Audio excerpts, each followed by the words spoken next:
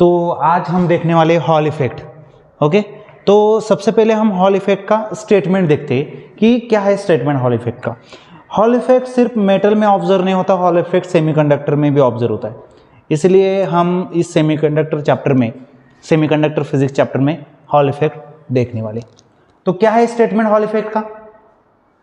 तो देखिए, when a current carrying semiconductor और metal placed in a external magnetic field, when a current carrying semiconductor or metal placed in an external magnetic field, then voltage produced in that semiconductor or metal, that voltage is also known as Hall voltage, and the overall phenomena, the overall effect is known as Hall effect. अब diagram के help से हम समझते हैं कि actually वहां पे क्या होता है। देखिए यहाँ पे फॉर एग्जांपल मेटल है या वो सेमीकंडक्टर है जिसकी विड्थ W है और जिसकी थिकनेस D है। ओके, तो इसका जो क्रॉस सेक्शनल एरिया होगा वो कितना होगा? W इंटू D होगा। उसका जो क्रॉस सेक्शनल एरिया होगा वो कितना होगा? W इंटू D होगा। अब क्या हो रहा है यहाँ पे अकॉर्डिंग टू स्टेटमेंट? तो यहाँ पे क्या है? ए करंट कैरिंग मेटल और सेमीकंडक्टर। तो यहाँ पे मैंने क्या किया है? बैटरी कनेक्ट किए, मतलब इस डायरेक्शन में क्या हो रहा है? करंट फ्लो हो रहा है। इस डायरेक्शन में क्या हो रहा है? करंट फ्लो हो रहा है। ओके, और इसे मैंने कहाँ प्लेस किया है? एक्सटर्नल मैग्नेटिक फील्ड में, वो जो परपेंडिकुलर टू दी करंट है, करंट को परपेंडिकुलर एक्सटर्नल मैग्नेटिक फील्ड है, वहां पे मैंने उस मेटल को, उस सेमीकंडक्टर को रखा हुआ है। तो क्या होगा कि इन दोनों के परपेंडिकुलर क्या होगा? यहाँ पे वोल्टेज जनरेट होगा, मतलब यहाँ पे क्या होगा? वोल्टेज जनरेट होगा, और उसी वोल्टेज को हम कहेंगे हॉल वोल्टेज। उसी वोल्टेज को हम क्या कहेंगे? Hall voltage. मतलब विड्थ के अलोंग हमने मैग्नेटिक फील्ड अप्लाई किए, लेंथ के अलोंग क्या है? करंट फ्लो हो रहा है। तो थिकनेस के अलोंग क्या हो रहा है? यहाँ पे क्या हो रहा है? वोल्टेज जनरेट हो रहा है। उसी वोल्टेज को हम कहेंगे हॉल वोल्टेज। देखिए यहाँ पे जो चार्जेस है उसमें जो करंट फ्लो होता है वो कितना होगा?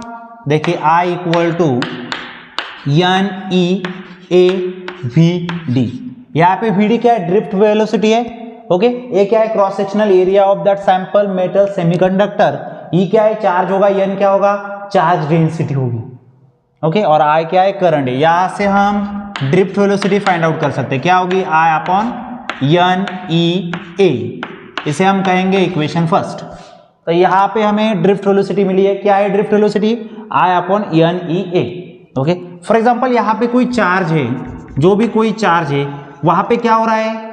एक तो मैग्नेटिक फोर्स अप्लाई हो रहा है due to external magnetic field, और जहाँ वहां पे जो वोल्टेज जनरेट हुआ है तो वहां पे क्या होगा? उसकी कुछ ना कुछ फील्ड भी होगी, इलेक्ट्रिक फील्ड, उसे हम हॉल फील्ड भी बोलते हैं। तो वो भी क्या करेगी? यहाँ पे उस चार्ज पे फोर्स अप्लाई करेगी। वो क्या होगा? अपवर्ड डायरेक्शन में होगा, मतलब ये इलेक्ट्रिक फोर्स है और ये क्या है? मैग्नेटिक फोर्स है, दोनों अपोजिट डायरेक्शन में। तो इसे हम लॉरेंट्ज फोर्स भी बोलते हैं, आपको पता है। तो जो फोर्स है, मैग्नेटिक फोर्स कितना होगा? B E V D. ये क्या होगा? मैग्नेटिक फोर्स होगा। और इलेक्ट्रिक फोर्स क्या होगा? E इंटू ई एच, मतलब ड्यू टू हॉल फील्ड वहां पे जो फोर्स अप्लाई हुआ है वो क्या है? E into E H. इसे कहेंगे हम इक्वेशन थर्ड। ओके, और एट इक्विलिब्रियम,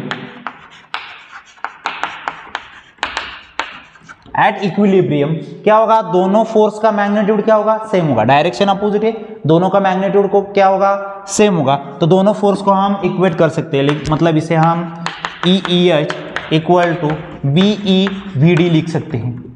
ओके, तो यहाँ पे क्या होगा? ई कैंसिल होगा, तो ई एच इक्वल टू हमें क्या मिल रहा है? B V D. और वी डी क्या है? Drift velocity. ड्रिफ्ट वेलोसिटी का हमारे पास फॉर्मूला है, तो वही हम यहाँ पे क्या करेंगे? पुट करेंगे।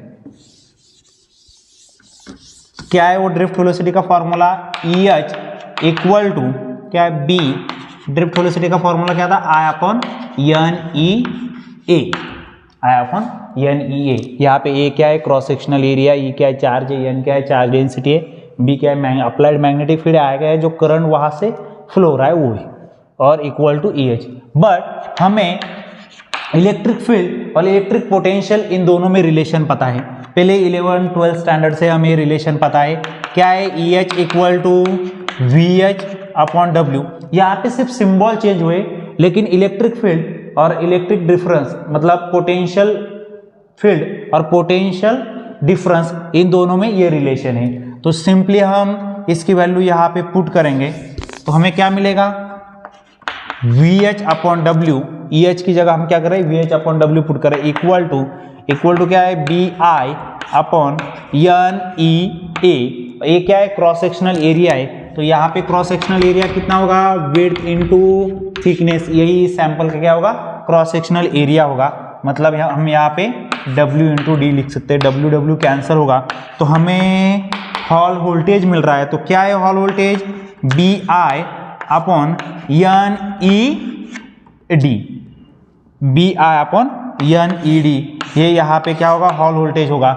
लेकिन हमें पता है हॉल कोएफिशिएंट हमें पता है, जिसे हम आर एच से डिनोट करते हैं 1 अपॉन एन ई, इसे क्या बोलते हैं हम हॉल कोएफिशिएंट।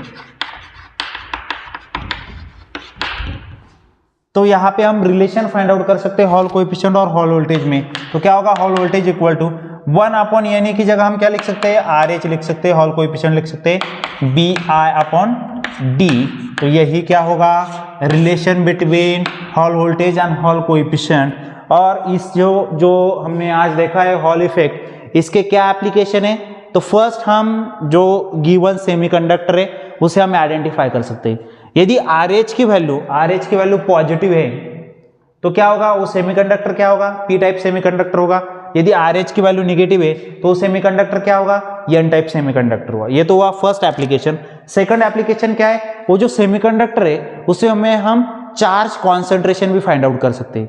देखिए आर एच का क्या फॉर्मूला है 1 अपॉन एन ई, यानी एन क्या है चार्ज कॉन्सेंट्रेशन या चार्ज डेंसिटी, वो चार्ज डेंसिटी भी हम इजीली फाइंड आउट कर सकते हैं। देखिए N equal to 1 upon R H into E, तो सिंपली हम चार्ज डेंसिटी भी फाइंड आउट कर सकते हैं।